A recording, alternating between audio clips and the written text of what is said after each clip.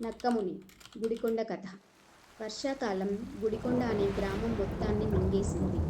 దాని బురద దారులు మట్టి లోయల్లాగా మునిగిపోయి చుట్టూ ఉన్న కొండలు మబ్బులతో కప్పబడి ఉన్నాయి. నా పేరు ఆకాష్. దశాబ్దం తరువాత హైదరాబాద్ నుండి తిరిగి వచ్చినప్పుడు ఆ తడి దుర్వాసన గల గాలిలో ఏదో బరువైన జ్ఞాపకాలు గుర్తుకు వచ్చాయి. మా అమ్మమ్మ అనారోగ్యంగా ఉంది. ఆమె ప్రాణం కూడా మబ్బుల్లా తేలిగ్గా ఉంది. గుడికొండ మారలేదు, కానీ ఏదో మారిపోయినట్టుంది. అదే పాత టీ షాప్ ముందు లీకైన కప్పు క్రింద వృద్ధులు వాలి కూర్చున్నారు. వారి ముడతలతో నిండిన ముఖాలు రహస్యాల మ్యాపుల్లా కనిపించాయి. అదే స్త్రీలు వేగంగా నడుస్తూ చీరలను బిగించుకుని నా కంటిని తప్పించుకుంటూ వెళ్ళిపోయారు. కానీ ఆ పాత పరిచయాల పొర క్రింద ఏదో చలిగాలి భయపు తరంగంలా పరుపెడుతుంది. సాయంత్రం కాకముందే తలుపులు బిగించేస్తారు. నేను దగ్గరికి రాగానే సంభాషణలు ఒక్కసారిగా ఆగిపోతాయి. అదంతా రాములు అనే అప్పుల వ్యాపారి మరణంతో మొదలయ్యింది. నెల క్రితం.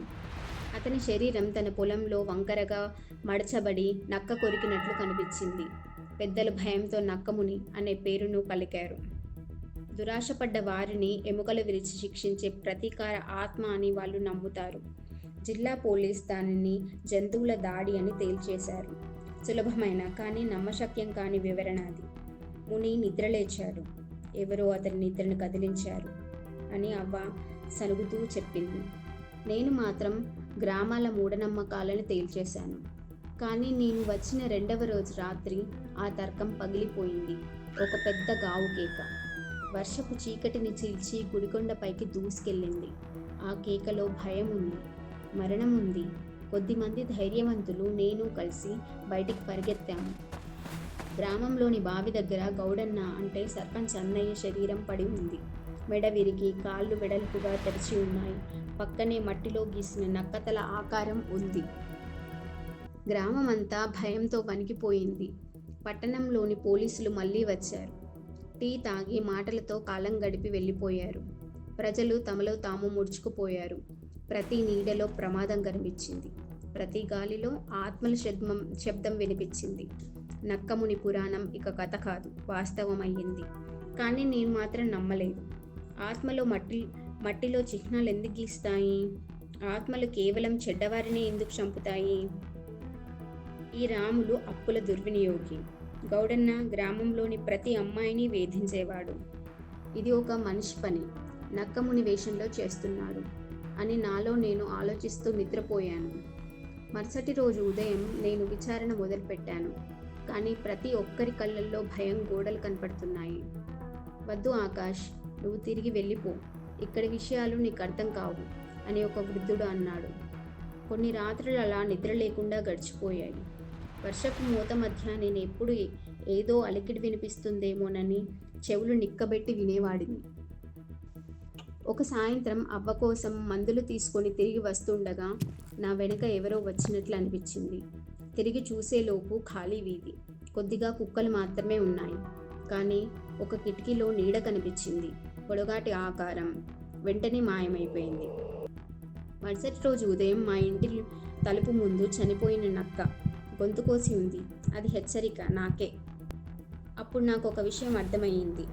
రాములు, గౌడన్న, శంకరయ్య ముగ్గురు ఒకప్పటి వ్యాపార భాగస్వాములు.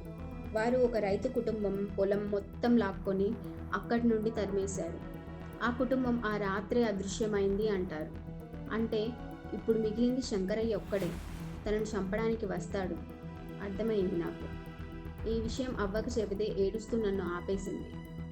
రాత్రి వర్షం మరింత ఉగ్రరూపం దాల్చింది. విద్యుత్ పోయింది.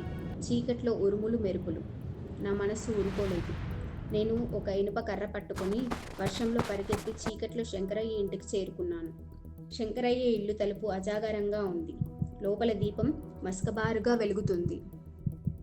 చీకట్లో శంకరయ్య కుర్చీలో వణికిపోతూ కూర్చున్నాడు. అతని ఎదుట ఒక పొడగాటి నల్ల చొక్కా కప్పుకున్న ఆకారం చేతిలో వంగిన కొడవలితో. దీపం వెలుగులో ఆ ఆకారాన్ని చూసి నా శ్వాస ఒక్కసారిగా ఆగిపోయింది.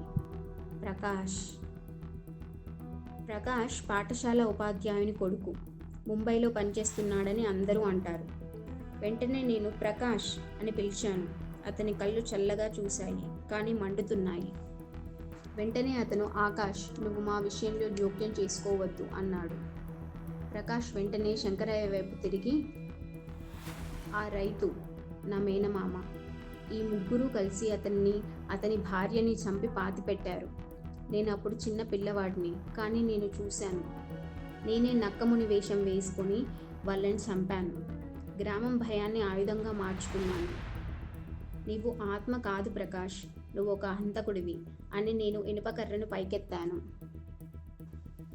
ప్రకాష్ వంకరగా నవ్వి, తేడా ఏముంది అని ఒక్కసారిగా నా పైకి దూకాడు. ప్రకాష్ కొడవలి గాలిని చీల్చిన శబ్దం వచ్చింది. వర్షము, ఉరుములు, మెరుపుల మధ్య మేము భయంకరంగా కొట్టుకున్నాము. చీకట్లో మెరుపులు మాత్రమే మాకు వెలుగునిచ్చాయి. ప్రకాష్ని కొడవలి దారికి నా పైకి దూసుకొచ్చాడు. నేను పైకి దూకి అతన్ని ఢీకొట్టాను. ఇద్దరం బురదలో పడి కొట్టుకుంటున్నాము. అంతలోనే అటువైపు నుండి అరుపులు వినిపించాయి. టీ షాప్ దగ్గరి వృద్ధులు, గ్రామ ప్రజలు లాంతర్లతో వచ్చారు. వాళ్ళు నిజాన్ని చూశారు. నక్కముని ఒక మనిషి అని అర్థమయ్యింది. ప్రకాష్ ఇక ఏమీ చెయ్యలేక నన్ను వదిలించుకొని అక్కడి నుండి పారిపోయాడు కొండల్లోకి. తర్వాత ఎప్పుడూ కనిపించలేదు. నిజమైన ఆత్మ అతన్ని తీసుకెళ్ళిందని ఎవరో చెబుతారు. గుడికొండ మళ్ళీ ప్రశాంతమైంది, కానీ ఆ శాంతి భయంకరమైనది. మనుషులు సృష్టించే రాక్షసాలు నిజమైన ఆత్మల కంటే భయంకరమైనవని నాకు అర్థమయ్యింది. వర్షం ఆగిపోయింది, కానీ ఆ తర్వాతి నిశ్శబ్దం ఏ తుఫాను కంటే భయంకరంగా ఉంది. Thank you for watching.